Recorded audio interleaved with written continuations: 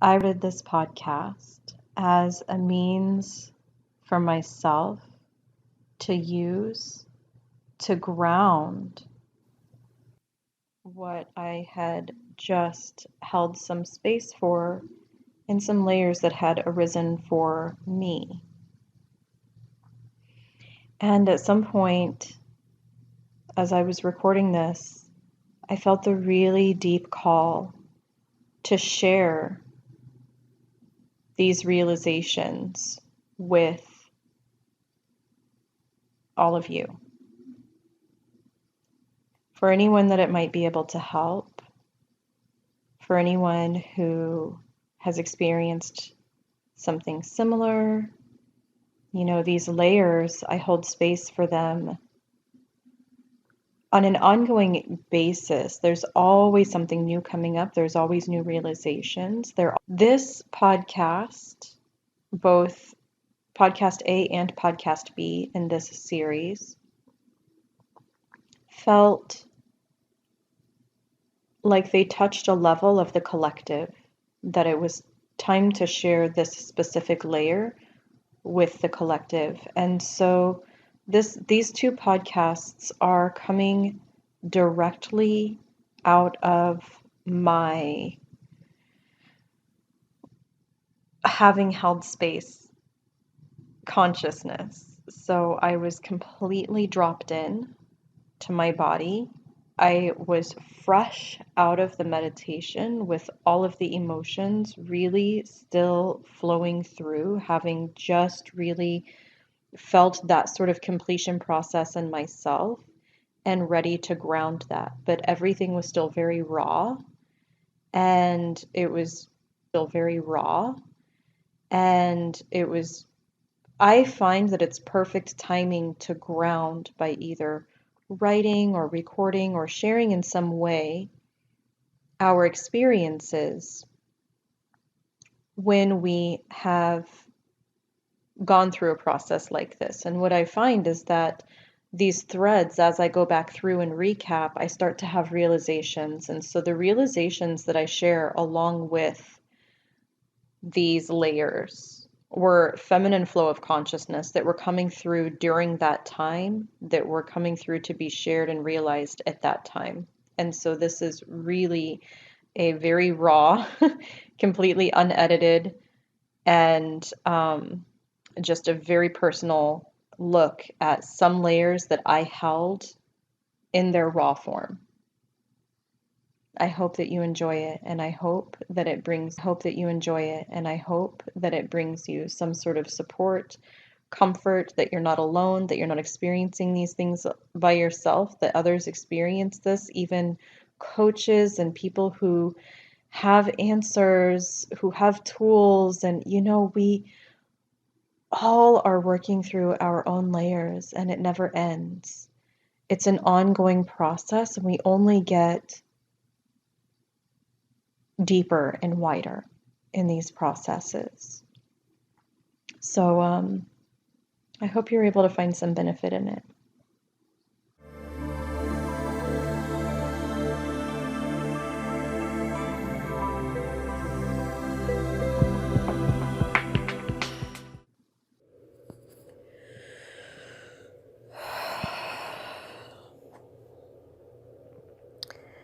It is February, my oldest baby's birthday.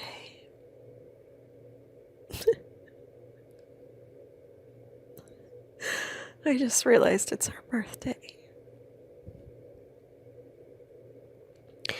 I just held space for several layers, and the most recent layer was rebirthing my babies. I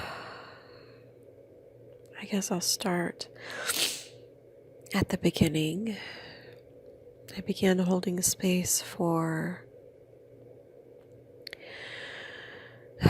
where I recognized that I was seeking attention. I recognized that this was my masculine that was seeking attention. desire to be seen. And as I felt into this, I realized it was a masculine seeking, and he was seeking it because my feminine was not stepping out in her own sovereignty. So he was seeking the attention for her. And she wasn't stepping out because it didn't feel safe at this new level to truly shine as bright and vividly as I feel and desire at this new level. And this new level, I've gone through so many spirals of this, and each time there was a sense of it not being safe to be seen, to invite attention from the masculine. And this was a new level of that. This feels bigger. It feels like shining to the world, to be seen by every masculine. And it's interesting because I noticed that there is a very different resistance when it came to shining my light with the masculine and the feminine. And I've shared layers with this before, shed layers with this before, held layers for this before. And so I felt again that there were two distinct flavors of this. And so I held space for the masculine first, and what I felt was that as I step into this light, it's not safe. Men will want to take advantage. There are experiences that have happened. There is a truth that exists where when a woman shines her light, particularly when she embodies her sexuality, when she fully embodies her shakti, her birthright, her expression, there are men who will take advantage. There are women who are raped. There are women who are stalked, who are followed. It didn't feel safe.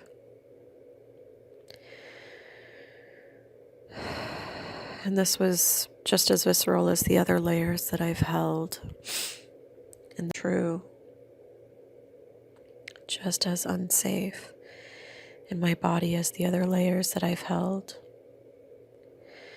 And in my body now, I also held a resonance of recognizing that every time I've stepped into more fully embracing who I am and shining my light, it's been safe. But it didn't feel true for this layer. And so I walked with that, and I held space for that.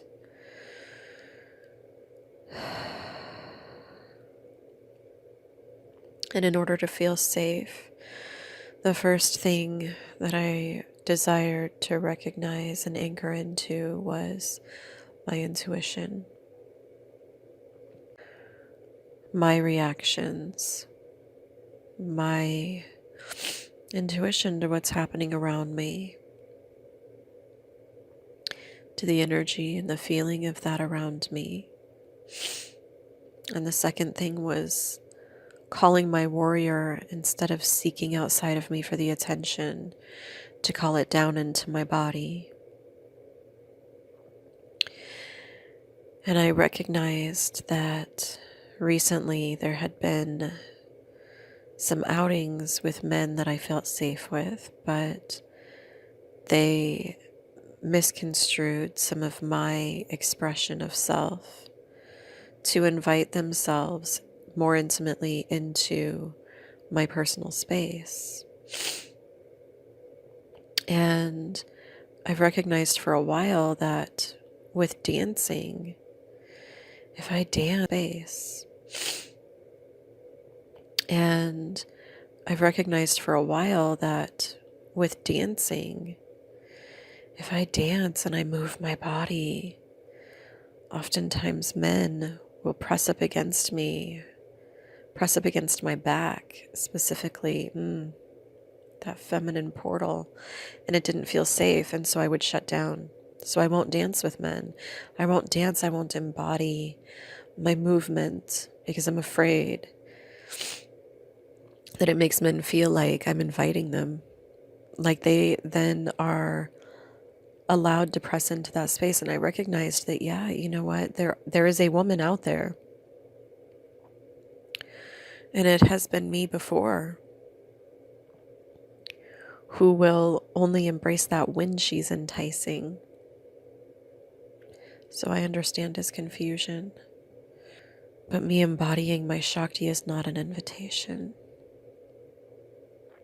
And so I called upon my warrior to enter my body, to feel when my feminine is being invited upon, and to empower her to express when that is not invited, that I'm not comfortable with that level of intimacy and that stage in our connection, and that when I'm ready for it, I will make it known. That my being is not an invitation for intimacy. We're out as friends to rest his hand on my leg, or to move my hair back from my shoulder away from my face several times, tell me that my hair was beautiful. And I shut down. I didn't know what to say. I didn't know what to do. And I recognized that I still held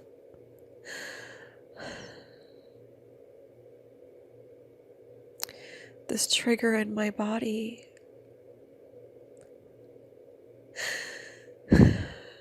that when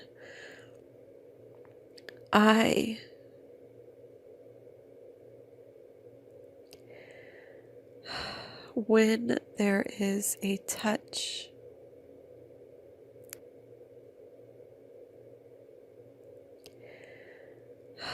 when there is a touch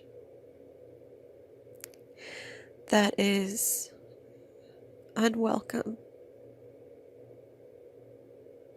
I shut down.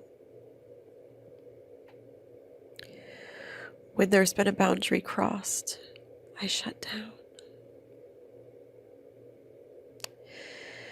And I felt this truth rise up in my body, that touching upon a boundary in my body is not a signal to shut down.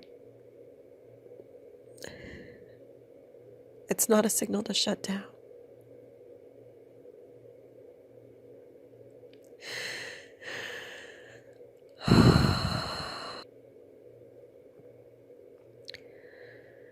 It's a signal for my warrior to rise up, for my sovereign first.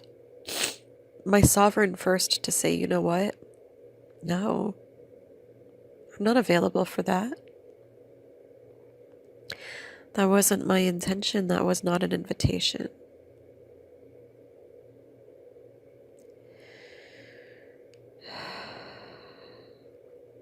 And for my warrior to be there, to be more decisive if necessary, for my warrior to be acting in service to my sovereign and allowing my sovereign to lead, to say, that's not what I'm here for. My expression is not an invitation. My expression is not an invitation.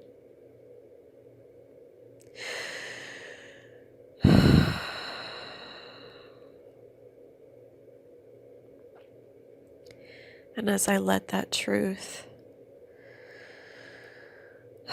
grow in my body, that feeling of sovereignty,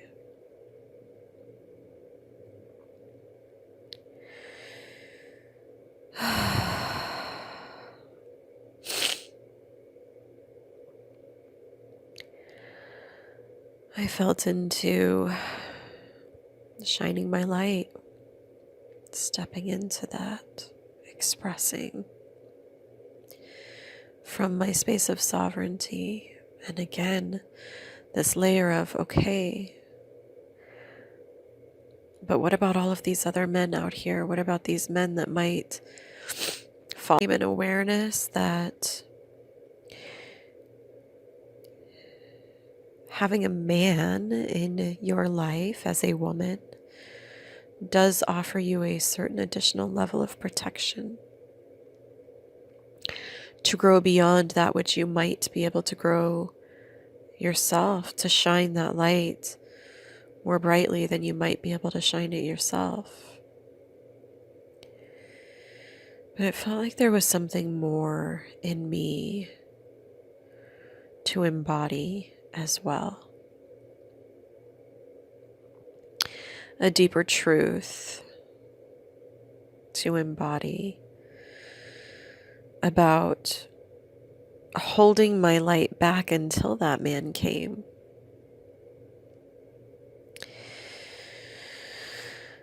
And what rose up as truth is that,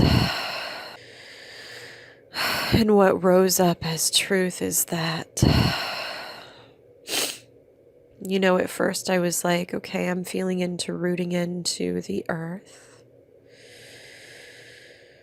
and feeling this cloak of the divine masculine, you know, feeling those secure systems outside of me, but I didn't feel like I could rely on them, which is interesting because usually I can root into that.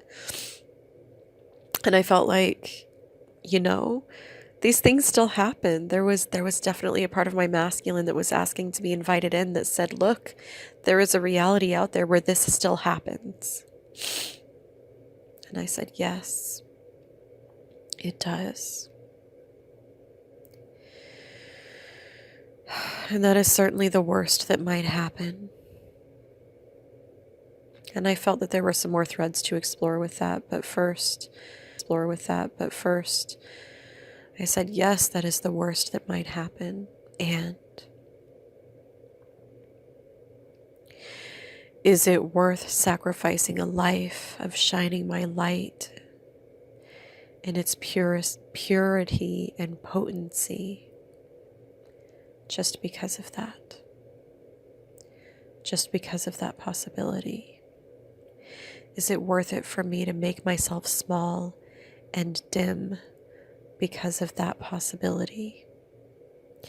And I started to recognize and see, of course, the threads of where this is true for so many areas of my life, where I shine, where I trust my sovereignty, where things could happen, but I trust my sovereignty. And of course, the answer was no, I fucking want to shine my light and live my life. So I said, okay. And that was when the truth rose up from my core.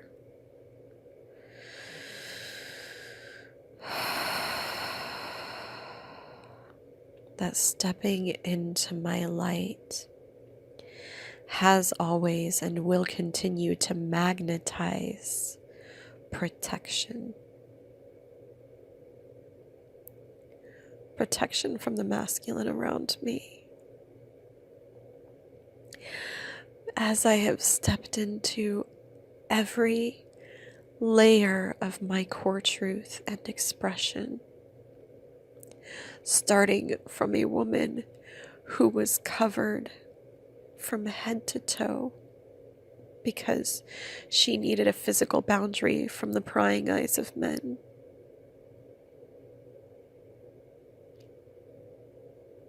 Because when I was a child, just being who I was not safe.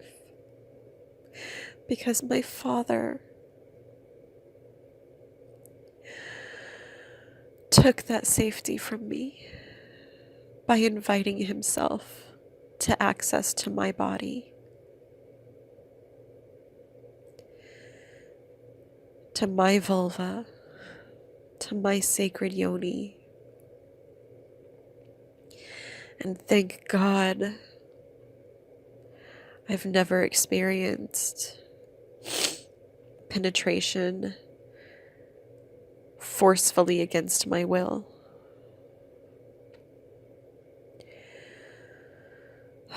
But the damage was done regardless. My will.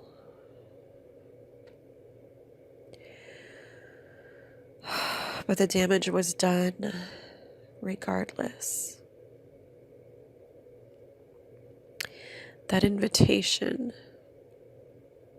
by a man that was supposed to protect me,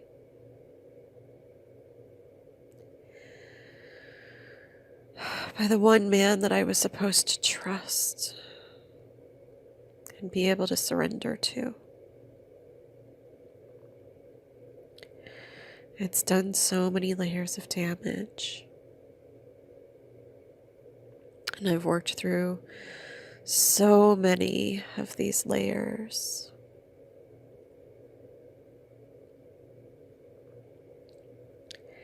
And still, I experienced, having started from this man who covered with physical boundaries. And as I began to shed those layers one by one, as I felt the call of my inner feminine desire to be seen, to express and not be contained, every time, with every little layer, I felt where it wasn't safe, where I had that truth that it hadn't been safe, that my earliest memories with my father were that it was not safe. My first memory of consciousness, my first memory of consciousness around this, it was already normal.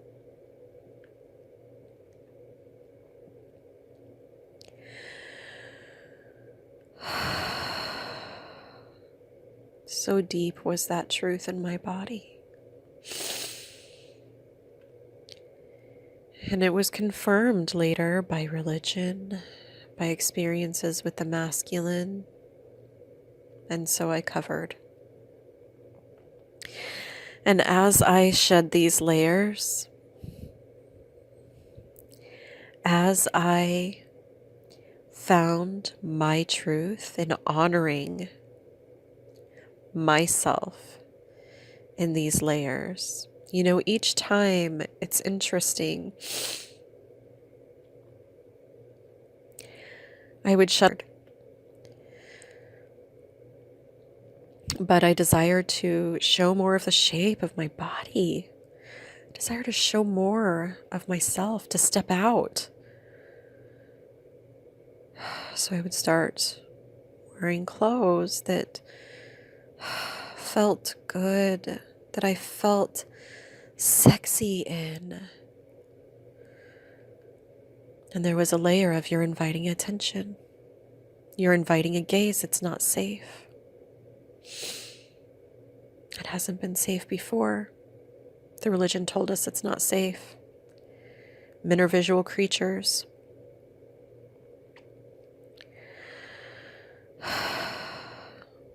But I did it anyways. Had to make sure that this is still recording. I hope I have enough space on my phone to record all of this. To make sure that this is still recording, I hope I have enough space on my phone to record all of this.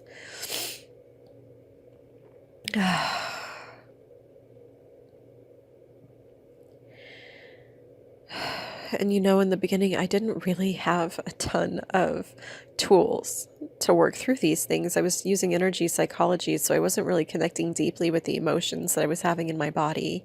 And these threads would move, just one tiny piece at a time. And so what would happen is, and what continues to happen is, as I desire to express more, I will experience and I will notice where I'm experiencing that I'm shutting down my expression, where I'm not honoring myself in the current expression that I have, where there will be a man who will take advantage in some way, not physically really anymore, well, gosh, in relationship, I went through levels of learning to honor my no. And men simply, I had a beautiful connection where he was simply there for what I was allowing. There was no ill will whatsoever. But I recognized that because I wasn't speaking up, I was allowing things that actually didn't feel good. How often do we do this? How often do we silence ourselves and show up for things that actually don't feel good? And it was so confusing to him, bless him, as I was changing. I was expressing, I wasn't actually changing at my core.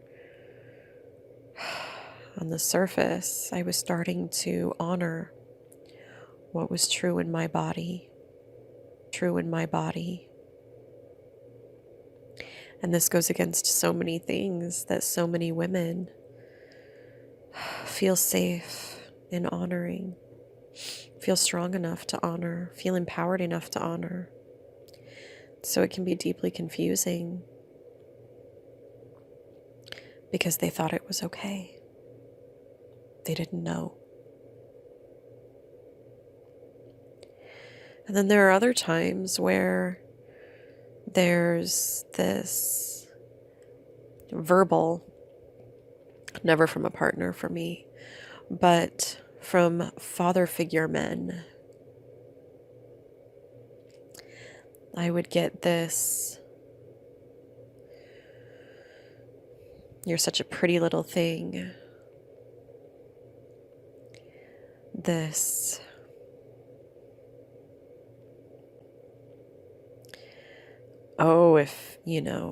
if you were mine, I wouldn't let you. You're too pretty to be out and about all by yourself. You must be lonely. And there are so many times where this comes and it's just an assumption of, you're just lonely, but there are times where there's something else beneath it. There are times where there would be this undercurrent of taking advantage and constriction and condescension. And I would be quiet. And sometimes as I embody these layers, the universe will bring me something just to test. But there are other times where I would find that voice of, would you appreciate it if your wife or your daughter were talked to in this manner? I don't appreciate that. I never had to say those words except to myself. I've never had to say those words except to myself. Once I said them to myself and they felt true, no man ever crossed that line again.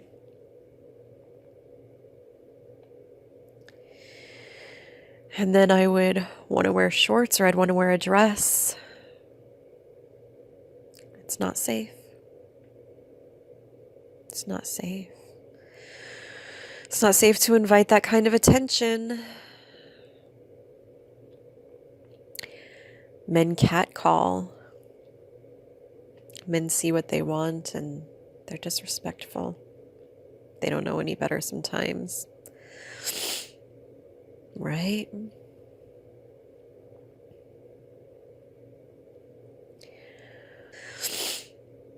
right?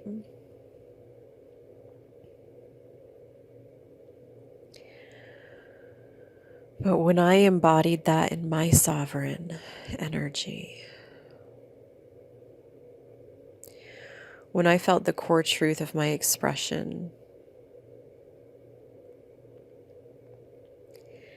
and when I honored what felt true and respectful from the masculine, and the kind of divine masculine attention that I am stepping out to have witnessed by the divine masculine, I tell you what, those men that would normally catcall, they don't. They don't.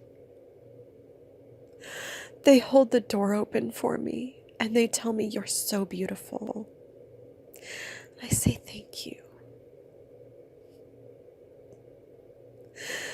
It invites them to show up differently than they would if I were in a different energy.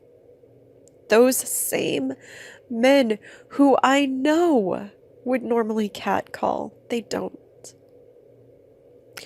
I can be wearing my red high heels and a sexy little dress and my hair down, and I can be walking confidently. And those men, they don't catcall. I can't remember the last time I had a catcall. They look at me and they smile and they hold the door open. And they tell me how lovely I look. I don't tolerate anything less because I know what feels true in my body and they can see what feels true in my body. It's all energetic. And so, with this new layer, in honoring my sensuality and my sexuality, and that it is not an invitation, and honoring that when somebody presses against that boundary, however gently, it is not a moment to shut down. It is a moment to honor myself and say, "I'm sorry, that wasn't an invitation. I'm not available to connect with you at that level." Either, and it doesn't matter what that level is. We're friends. I'm not available for you to lay your hand on my leg. I'm not available for you to move my hair. I'm not available for you to move my hair from my shoulder and tell me that it's beautiful. It's all energetic. You can be here as a friend. You can hug me. You can press up against my shoulder as you touch me as a friend. And I can feel the difference. And that's what I'm available for. And if I'm out on a date with you and I decide to move my body and surrender to that shakti moving through my body, to surrender to that sensuality that is mine, it is not an invitation for you to press your body up against mine.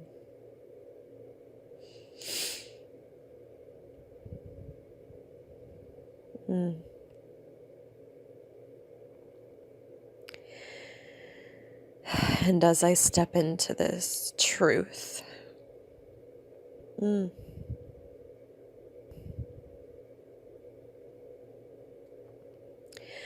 it magnetizes the divine masculine protection to me. And this feels like a good time to mention that all of these layers that I'm holding space for, oh my God. I mean, they've been triggered, of course, by experiences that I've had recently, but I was watching the documentary Strip Down, Rise Up. There are so many powerful layers in there, and so many of the layers that I'm holding space for this morning came from this. The layers of connection between the feminine, the layers of loving and honoring our body, the layers of reclaiming our body and our sexuality, the layers of feeling safe and held and protected by the masculine, the layers of feeling safe and held and protected by the masculine. Oh, that one. I mean, so many of these layers, I resonated with, and I had empathy, and I could feel, oh, yes, there's something there with the connection in the feminine. But God, that protection of the masculine, that's a big one, a deep one. I had to pause it and hold space for these women, for so many women who have experienced the same thing that I've experienced, or more. And what that does to our body, to our expression, to our light. How it shuts it down. How it shuts down this balm of love and life and vitality.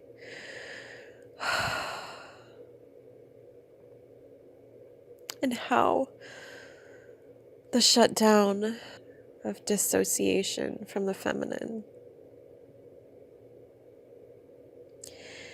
And even how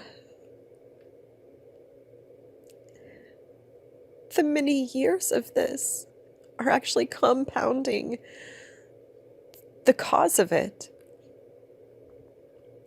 We like to reach out and say, God, men have done this to us. They've taken this from us. And yes, it's not okay. It's not okay. But this is a result of wounding in them as well.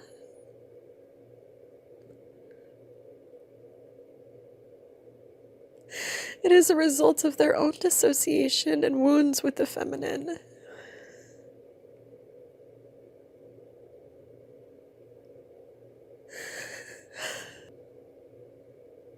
And that doesn't make it okay. Of course it doesn't.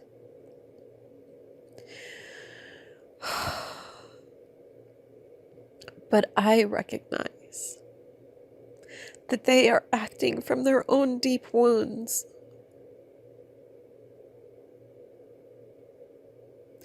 And my heart hurts when they're punished as well. Not that these kinds of actions are okay. Not that they don't need something. Of course they do. It's never okay. But there was something that happened to them for them to be showing up this way.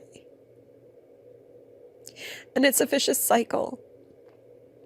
And it's also not okay for us to make all men feel like they are the problem. It's not. Because they're hurting too. Not. Because they're hurting too.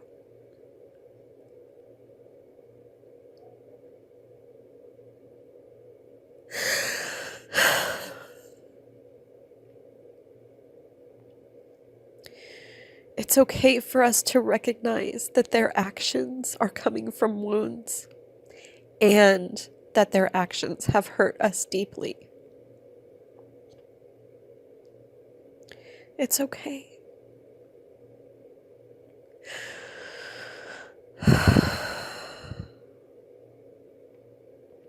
It's okay to recognize that sometimes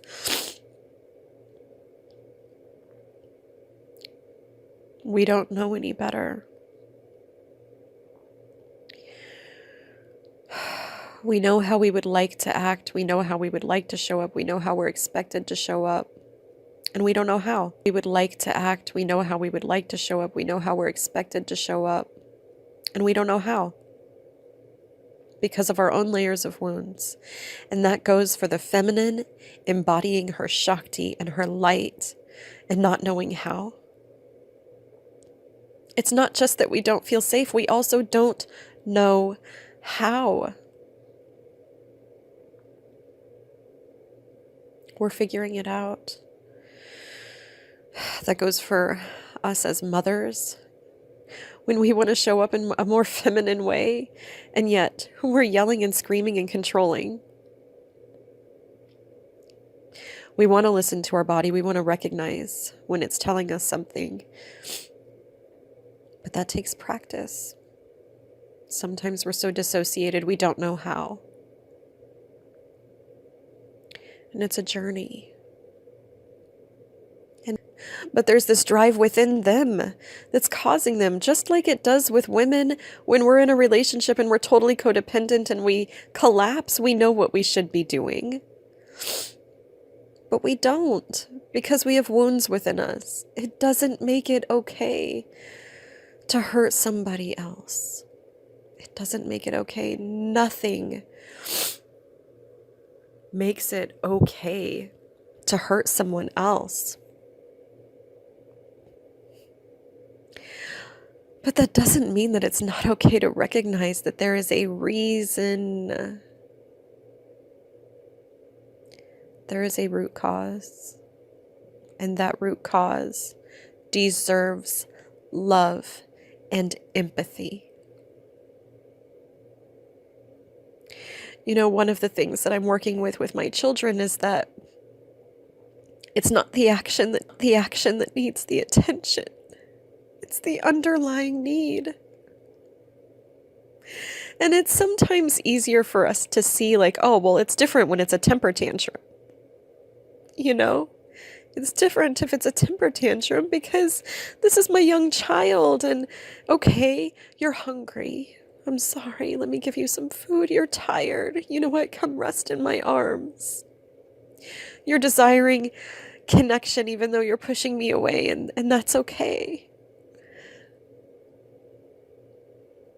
But what about when we're grown adults who didn't have that?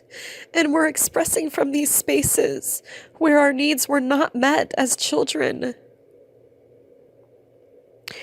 where our sexuality was repressed, where we were told that we weren't allowed to touch or explore ourselves, we weren't allowed to explore our own sexuality, where we're told that we have to keep it repressed, where we're disconnected from the feminine, where, oh God, there's so many more layers. And it comes out sideways. Because that's what happens when there are these threads of tension that have been bound up, pushed aside, told that they're not worthy of expression, told that it's not safe to express. When we have these layers of armor. So all I'm saying is that, yes, I am there alongside with the women who have been deeply hurt. And listen, this goes deeper. It goes way deeper.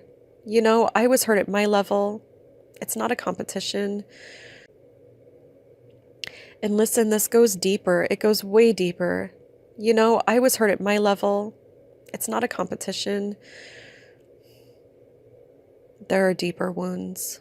There are darker wounds that have been caused, that have been experienced by the feminine, that have been experienced by those who are weaker, who are more vulnerable. There are children who have experienced worse than I did as children. There are those of us as adults who have experienced worse than what I experienced as a child.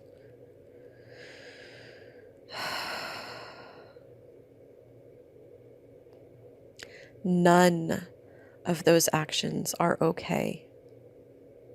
None of them. Wounds, so that we can also open ourselves to see that there are underlying wounds beneath these actions that need to be addressed. And the only way to heal these wounds in ourself and on the global collective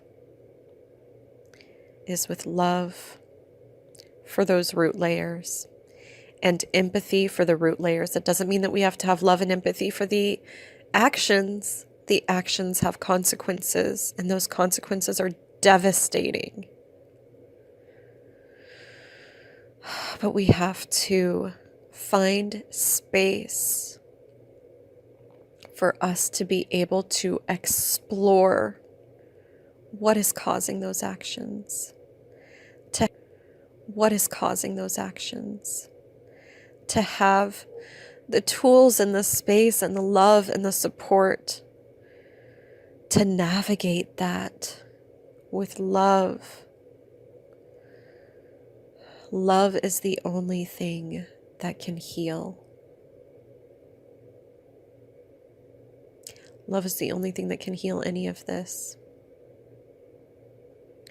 And that doesn't mean that it's for us to go out and be martyrs and try to bring love to all of these people to try to get them to see their layers. Nope. It is for every individual to recognize that that love and that support is out there and to seek it both within themselves, to address these layers, and to seek that support from those who can shine that light for them. Because the work cannot be done by anyone but us. But we can hold that light of love and we can shine that empathy, that resonance of understanding and compassion, so that others feel the safe space to explore their own wounds.